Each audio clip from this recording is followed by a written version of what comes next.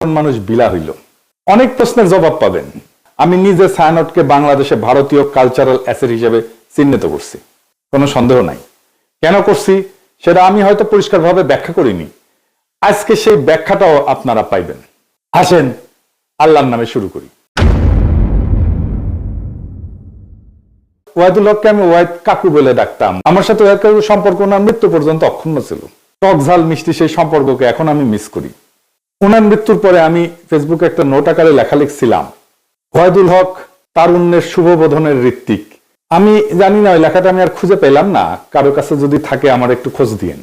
আমার জীবনে যে বিচিত্র অভিজ্ঞতা হয়েছে, অসংখ্য মানুষের সাথে মিশছি, সেই কারণেই ভাঙ্গু সেকুলারদের কালচারাল আর পলিটিক্যাল স্ফেয়ারের অন্তর্বহনের খবর আমি জানি, ক্রিটিক্যালি অ্যানালাইজ করতে পারি। তার কারণ ওই ক্ষুদ্রকাল থেকে আমার এই ওরিয়েন্টেশনের সাথে আমি যুক্ত। এই কারণে আমি জানি ঠিক কোথায় ওদের উইক পয়েন্ট আর কোথায় তাদের শক্তির দিক। তবে আমি যেহেতু গান গাইতে পারতাম না, আমি তো অসুর, মানে সুর নাই আর কি, আমি রবীন্দ্রনাথের লেখা বুঝতে চাইতাম, তার জ্ঞান তাত্ত্বিক উৎস খোঁজার চেষ্টা করতাম। জ্ঞান তত্ত্ব মানে হইতেছে আমি যেটাকে সত্য জ্ঞান বলে মানতেছি সেটা আসতেছে কোন জায়গা থেকে। এই জায়গাগুলোকে বলা হয় জ্ঞান তাত্ত্বিক উৎস বা এপিস্টেমিক সোর্সেস। দর্শনের ভাষা মানে এই গানটা কি বুঝায়, মানে ধরেন তুই ফেলে এসেছিস কারে মন মন রে আমার, তাই জনম গেল শান্তি পেলি না রে মন মন রে আমার। অথবা ধরেন প্রাণ চায় চক্ষু না চায়, মরি একইতর দুস্তর লজ্জা, সুন্দর এসে ফিরে যায় তবে কার লাগে মিথ্যায় শয্যা। মুখে নাই নিঃস্বরে ভাস, দহে অন্তরে নির্বাক বহ্নি, ওষ্ঠে কি নিষ্ঠুর হাস, তব মর্মে যে ক্রন্দন তন্নি। মাল্য যে দংশিছে হায়, তবে শয্যা যে কণ্টক শয্যা, মিলন সমুদ্র বেলায় চির বিচ্ছেদ জর্জর মজ্জা। আহা কি মধুর! মনে করিছেন এটা প্রেম প্রীতির গান? জিনা জিনা ভাইজান, এটা অন্য জিনিস। আমার একটা বই আছে রবীন্দ্রনাথ অন্য আলোয়, রবীন্দ্রনাথের অনেক গানের অর্থ ওইখানে ব্যাখ্যা করেছি। একদিন দরকার হইলে যদি টাইম পাই তাহলে একটা এপিসোড করে ব্যাখ্যা করতে পারি গান ধরে ধরে এটা কি বুঝায়। তো এই গানের অর্থ আবিষ্কার করতে করতে, তার অন্তর্গত দর্শন খুঁজে বের করতে করতে একসময় আবিষ্কার করলাম রবীন্দ্রনাথ আসলে উপনিষদ। উপনিষদ মানে হিন্দুদের প্রধান ধর্মগ্রন্থ, তার একটা। উপনিষদের কন্টেম্পোরারি বা আধুনিক উপস্থাপনাই হইতেছে রবীন্দ্রনাথ। ওয়াহিদ কাকুর সাথে আলাপগুলা করতেই পারতাম না, আমাকে এই উপনিষদ আর রবীন্দ্রনাথ সংক্রান্ত আলাপগুলা করতেই দিতেন না। একদিন আমি বললাম যে কাকু, ওই যে যদি ঝড়েরও মেঘেরও মতো আমি ধাই চঞ্চল অন্তর, তবে দয়া করো হে ঈশ্বর, এই গানটা তো ঋগ্বেদে, যদে আমি প্রস্ফুরণ নিব ভীতির নাম আদো আদ্রিবহ। এটার অনুবাদ। ওয়াহিদ কাকু ভীষণ রেগে উঠে বললেন, তুই আর একটা ঋগ্বেদের শ্লোক অনুবাদ করে গান লিখে আন, দেখি কেমনে পারিস। তো বেদ আর উপনিষদের সাথে রবীন্দ্রনাথের লেখার অদ্ভুত সাজুজ্যের কথা বললেই ওয়াহিদ কাকু এইভাবে চেতে যেতেন। আমি বলতাম, বুড়া চেতে কেন? পরে বলছি, ক্ষুদ্রকালে আমি রবীন্দ্রনাথের রাজনীতির গুরু উদ্দেশ্য খুব পরিষ্কার ভাবে ধরে ফেলছিলাম। উপনিষদ ঋগ্বেদ পড়তে বাধা নাই, অবশ্যই বাধা নাই, নিশ্চয়ই জ্ঞান অর্জনের জন্য ধর্মগ্রন্থ পড়া উচিত, আলোচনা করা উচিত। আমি সবাইকে উৎসাহ দিই পড়তে সব ধর্মগ্রন্থই, কিন্তু সেটাকে রবীন্দ্রনাথের মুড়ায় পরিবেশনের উদ্দেশ্যটা কি? এইখানে আপনি ছায়ানট প্রতিষ্ঠার উদ্দেশ্য বুঝতে পারবেন। কি সেটা? উদ্দেশ্য হইতেছে যে ইন্ডিয়া চায় বাংলাদেশের মুসলমান ধর্মে মুসলমান থাকুক নামে, কিন্তু সে তার ইনার সেলফে, ভিতরে অন্তর্গত ভাবে সে ধারণ করবে হিন্দু ওয়ার্ল্ড ভিউ, হিন্দু বিশ্ব দৃষ্টি। আপনি দেখেন যারা রবীন্দ্র অনুরাগী, তাদের মধ্যে আপনি মুসলমানদের সহজাত সাহস, শক্তিময়তা, অ্যাডভেঞ্চার প্রিয়তা, দুর্দমনীয় একরোখা মনোভাব খুঁজেই পাবেন না। তারা রাষ্ট্রের সার্বভৌমত্ব লুট হয়ে যাইতেছে, সেখানে সিল করে বেড়ায়, ফুল লতা পাতা নিয়ে বসে আছে, মনে মনে ভাবে বাংলাদেশ ভারতের একটা প্রদেশ হয়ে গেলে তো ভালোই। একজন গভীরভাবে প্র্যাকটিসিং মুসলমান, একই সাথে গভীরভাবে রবীন্দ্র অনুরাগী, আপনি খুঁজে পাবেন কিনা আমার খুব সন্দেহ আছে। খুব রেয়ার হয়তো খুঁজে পেতে পারেন, খুবই রেয়ার। রবীন্দ্রনাথকে বাংলাদেশের এলিটরা গ্রহণ করছে, সাধারণ মানুষ কখনোই গ্রহণ করেনি। এই কারণেই, এই জন্যই এলিটরা ভারতমুখী, এই জন্যই এলিটরা ফ্যাসিবাদের খুঁটি। আমাদের ডিজাস্টার হয়েছে আমার সোনার বাংলাকে জাতীয় সঙ্গীত করার সময়। রবীন্দ্রনাথকে পলিটিক্যাল আর সোভারেন প্রোটেকশন দেওয়া হয়েছে এবং তাকে পবিত্রতা দেওয়া হয়েছে এই জাতীয় সঙ্গীত করার কারণে। দ্বিতীয় কারণ হইতেছে আমাদের রাজনৈতিক জনগোষ্ঠী হিসেবে এটা ক্রিস্টালাইজ হওয়াটাকে বাধা দেয় রবীন্দ্রনাথ। কিভাবে? রবীন্দ্রনাথ বাংলাদেশের যেটা ডমিনেন্ট মুসলিম কালচার, এটাকে পলিটিক্যাল ক্রিস্টালাইজেশনের পথে বাধা হইয়া দাঁড়ায়। আমি একটা উদাহরণ দিই, খুব বাস্তব উদাহরণ। সারা দুনিয়ায় আপনার ইন্ডিয়ানরা দেখছেন না, যারা বাইরে থাকেন তারা দেখছেন ইন্ডিয়ানদেরকে, তাদের নানা পার্টি আছে, নানা দল আছে, কংগ্রেস আছে, সিপিএম আছে, বিজেপি আছে, এটা সেটা আছে, মেলা দল আছে, কিন্তু রাজনৈতিক মত পার্থক্য আছে। কিন্তু তা সত্ত্বেও ভারতের প্রশ্নে একটা রাষ্ট্র প্রশ্নে প্রবল হিন্দুত্ববাদ চলতেছে ভারতের। তারপরে দেখেন মোদী ভারতীয় কমিউনিস্টদের সাথে ব্যক্তিগত সময় কাটায়, হাসি ঠাট্টা করে। আমরা পারি না কেন? আমরা কেন বিভক্ত? আমরা কেন রাজনৈতিক মত পার্থক্য সত্ত্বেও রাষ্ট্র সত্ত্বে এক হইতে পারি না? আমাদের রাষ্ট্র প্রশ্নে একটা হইতে রবীন্দ্রনাথ বাধা দেয়। রবীন্দ্রনাথ যে ওয়ার্ল্ড ভিউ, সেখানে মুসলমান থাকতে পারে না, থাকা সম্ভব না, রবীন্দ্রনাথের লেখালেখির মধ্যে নাই। রবীন্দ্রনাথ প্রভাবিত আমাদের কল্পিত রাজনৈতিক জনগোষ্ঠীর মধ্যে দাড়ি টুপি পরা সাধারণ মুসলমান জায়গা করে নিতে পারে না। অবচেতনে আমাদের এলিটদের রবীন্দ্রনাথ ভাবতে শেখায় ওরা আমাদের মতো না, ওরা আদার। রবীন্দ্রনাথ ভারতে হিন্দু ধর্মকে ভালোবাসতে শেখায়, রবীন্দ্রনাথ বাংলাদেশে মুসলমানদের আদার করে ঘৃণা করতে শেখায়। আপনি একই সাথে উপনিষদ আর কোরআনের গ্লোবাল ভিউকে এক করতে পারবেন না। আপনি কোএক্সিস্ট করতে পারবেন, সহাবস্থান করাইতে পারবেন, কিন্তু এক করতে পারবেন না, এটা অসম্ভব। কিন্তু ইন্ডিয়ানরা চায় এক করে দিতে, এই প্রগতিশীলরা চায় এক করে দিতে, এই ছায়ানট চায় এক করে দিতে। বাংলাদেশের যে রবীন্দ্রনাথ প্রজেক্ট, এটা সঙ্গোপনে হিন্দু ধর্মের ওয়ার্ল্ড ভিউ ঢুকায় দেওয়ার প্রজেক্ট বাংলাদেশের মুসলমানদের মধ্যে। মুসলমানদের মধ্যে হিন্দু ওয়ার্ল্ড ভিউ আর হিন্দুদের মধ্যে মুসলমান ওয়ার্ল্ড ভিউ ঢুকাই দিলে সমস্যার সমাধান হবে না তো। হিন্দুকে আধা মুসলমান আর মুসলমানদেরকে আধা হিন্দু বানাইলে সমস্যা মিটবে না, সমস্যা বাড়বে। হিন্দুকে হিন্দুই রাখতে হবে, মুসলমানকে মুসলমানই রাখতে হবে। দুই ধর্ম কোএক্সিস্ট করবে, একসাথে থাকবে। দুই ধর্মের ওয়ার্ল্ড ভিউ বা বিশ্ব দেখার দৃষ্টিভঙ্গি কিভাবে আলাদা, আর একটু গভীরে যায় বুঝি, সবার একটু মনে থাকবে। তাইলে একেবারে উদাহরণ দিয়া খেয়াল রাখবেন, আমি ভালো বা খারাপ বলতেছি না, কিন্তু বলতেছি আলাদা, দুইটা আলাদা।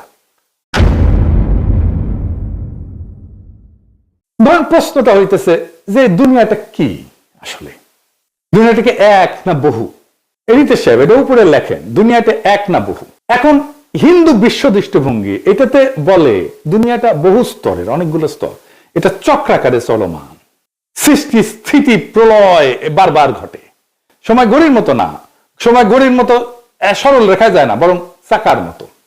মানে হিন্দু ধর্মে কিন্তু মৃত্যুর পরে আবার জন্ম আছে, জন্মান্তর আছে, আবার জন্ম নেয়, এটি স্বাভাবিক চক্র। আজ যেটা হইতেছে সেটা আগে ঘটছে, একই জিনিস ভবিষ্যতেও ঘটবে, কারণ চক্রাকারে সময় চলে চক্রাকারে। তার মানে পৃথিবী বহুবার সৃষ্টি হয়েছে, বহুবার ধ্বংস হয়েছে, আবারও ধ্বংস হবে। আচ্ছা, এইবারে ইসলামী ওয়ার্ল্ড ভিউ, এখানে বিশ্ব একবারই সৃষ্টি, কিয়ামত একবারই হবে, সময় সোজা লাইনের মতো, সৃষ্টি, জীবন, বিচার, পরকাল, সিম্পল, সিরাতুল মুস্তাকিম। ইতিহাসের একটা শুরু আছে এবং শেষ আছে। এইবার আসেন মানুষ প্রসঙ্গে। মানুষ আসলে কে? মানুষ কি সোল, আত্মাটাই মানুষ, নাকি দায়িত্বশীল ব্যক্তিটা মানুষ? এখানে হিন্দু ওয়ার্ল্ড ভিউ বলে, এদিকে লেখেন, মানুষ মূলত আত্মা, আত্মন বলে সংস্কৃতে। শরীর বদলায়, আত্মা থাকে। আত্মার লক্ষ্য হচ্ছে মুক্তি বা মোক্ষ। আমি এটা মুক্তিযুদ্ধ নিয়ে একটা আলাপটা করছিলাম। এই জগৎ থেকে বাইরে যাওয়ার সহজ উদাহরণ, কারণ চক্রের মধ্যে আপনি যখন ঢুকে গেছেন, বাইরে যেতে পারলে আপনার মোক্ষ ঘটে না। আপনি একটা পোশাক খুলে আর একটা পোশাক করলেন, পোশাক বদলাইলেন, কিন্তু আপনি বদলাইলেন না তো, তাই না? এই আত্মাই আসলে শরীর বদলায়।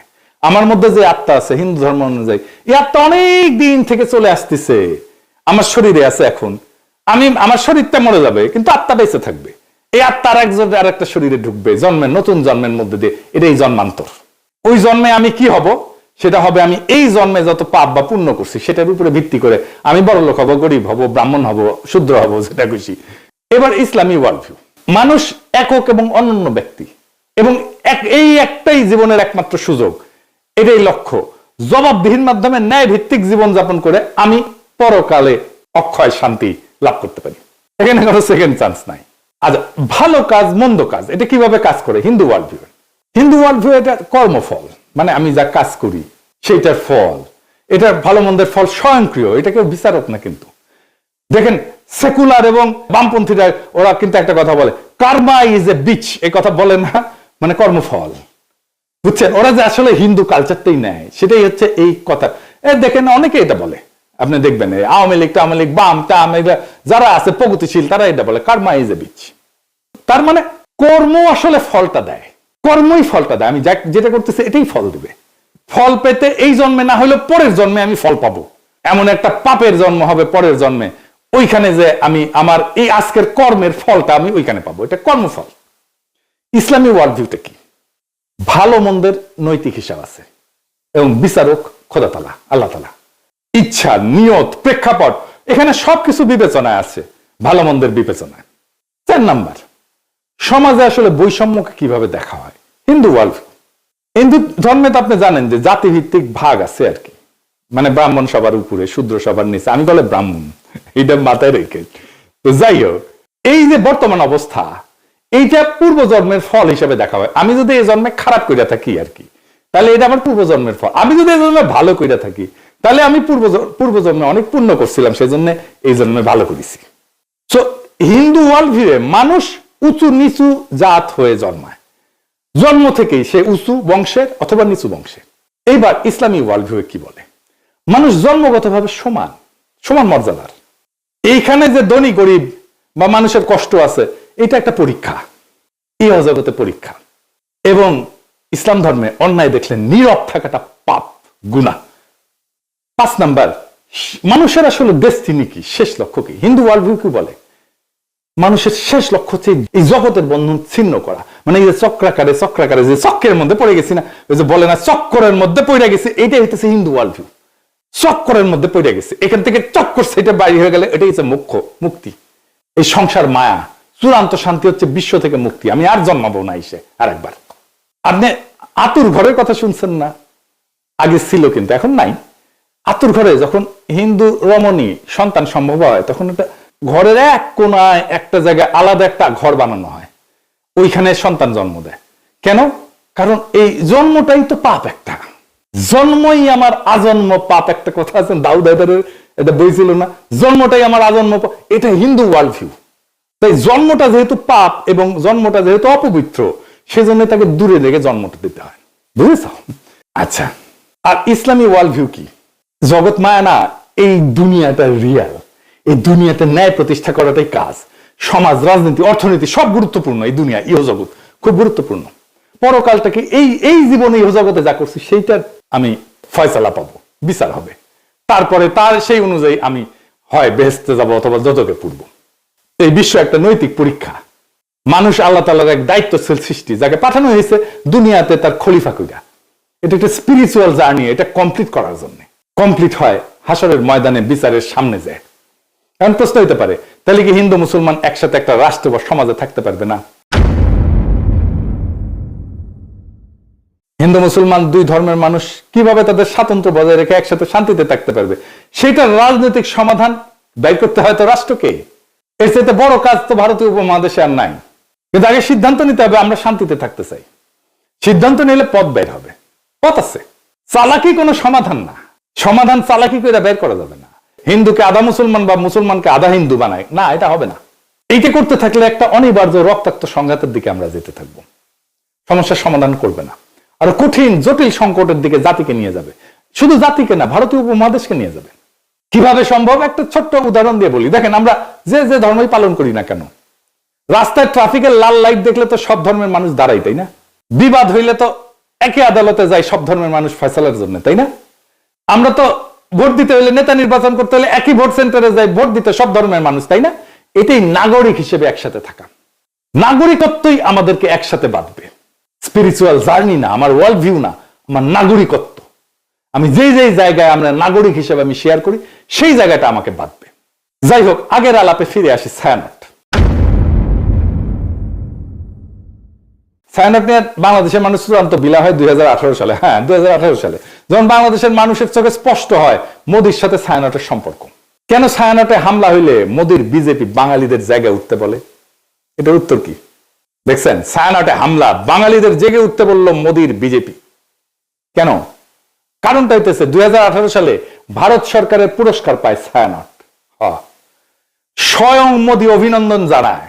শুধু অভিনন্দন না, ছায়ানটের এই ভারত রাষ্ট্রের পুরস্কার, যার জুরি বোর্ডের চিফ ছিল স্বয়ং মোদি, সেই পুরস্কার না আসলে একটা গুরুতর নৈতিক এবং রাজনৈতিক ভুল। এটা কোনো ভারত বিরোধী আবেগ না, এটা রাষ্ট্রীয় সহিংসতা, জনগণের স্মৃতি এবং সাংস্কৃতিক প্রতিষ্ঠানের নৈতিক সীমা, এই তিনটার সংঘাত। কিভাবে? রাষ্ট্রীয় পুরস্কার কিন্তু কখনো নিরপেক্ষ না। রাষ্ট্রীয় পুরস্কার মানে এই প্রতিষ্ঠান আমাদের রাষ্ট্রের নৈতিক এবং সাংস্কৃতিক বয়ানের অংশ। এটা কোনো ব্যক্তিগত শিল্পীর সম্মান না, এটা রাষ্ট্রীয় বৈধতার অংশীদারিত্ব। পৃথিবীর বহু মানুষের কাছে মোদি গুজরাটের কসাই নামে পরিচিত। এটা রাজনৈতিক গালি না, এটা একটা নৈতিক অভিযোগের একটা প্রতীকী নাম। বাংলাদেশে মোদি অসম্ভব ঘৃণার পাত্র। বাংলাদেশে মোদি বিরোধিতা কোনো বিমূর্ত বিষয় না, বাস্তব ঘটনা। 2021 সালে মোদি বাংলাদেশে সফরের বিরুদ্ধে ব্যাপক গণপ্রতিরোধ হয়, পুলিশের গুলিতে সংঘর্ষে বহু মানুষ মারা যায়, শহীদ হয়। সাধারণ মানুষ এটা প্রতিরোধ করছে। কেউ এটা অস্বীকার করলে সে ইতিহাস অস্বীকার করতেছে। এখন প্রশ্ন হইতেছে, যে ব্যক্তির আগমনের বিরুদ্ধে বাংলাদেশের মানুষ জীবন দেয়, তার নেতৃত্বাধীন জুরি বোর্ডের মনোনয়নের পুরস্কার নেয় একটা রাষ্ট্রের কাছ থেকে, ছায়ানট এটা কিভাবে সংস্কৃতি বলে চালায়? আর সেই রাষ্ট্রের কাছ থেকে, যে রাষ্ট্রের বর্তমান সরকার মুসলিম নিধন, নাগরিক বঞ্চনাকে স্বাভাবিক করে তুলছে, কাশ্মীর থেকে দিল্লি সব জায়গায় এটা প্রমাণ আছে। এই দুই অবস্থান। এখন ছায়ানট তো বলতে পারেন আমরা রাজনীতি করি না, এ দাবি আর টেকে না। এই যুক্তিটা সবচেয়ে বড় ভণ্ডামি। কারণ রাষ্ট্রীয় পুরস্কার গ্রহণ করে একটা রাজনৈতিক কাজ। রাজনৈতিক ক্ষমতার কাছ থেকে সম্মান নিলে আপনি রাজনীতির ভিতরে ঢুকে পড়েন। রাজনীতি করি না বলার তখন সুযোগ থাকে না। রাজনীতি করি না বলার সুযোগ একদম শেষ হয়ে যায়। রাজনীতি না করলে ওই পুরস্কারটা প্রত্যাখ্যান করতে হয়, গ্রহণ করলে রাজনীতির দায় নিতে হয়। তো মোদি কেন ছায়ানটকে বন্ধু মনে করে বুঝতে পারতেছেন তো? এটা তো কোনো কাকতাল না। এই প্রশ্নটা সবচেয়ে ভয়ঙ্কর। মোদি ছায়ানটকে বন্ধু মনে করে কারণ ছায়ানট ভারতীয় সাংস্কৃতিক হেজিমনিকে বাংলাদেশে ফেরি করে। তারা সফট হিন্দুত্ববাদকে রবীন্দ্রনাথের মোড়কে উপস্থাপন করে বাংলাদেশে ফেরি করে।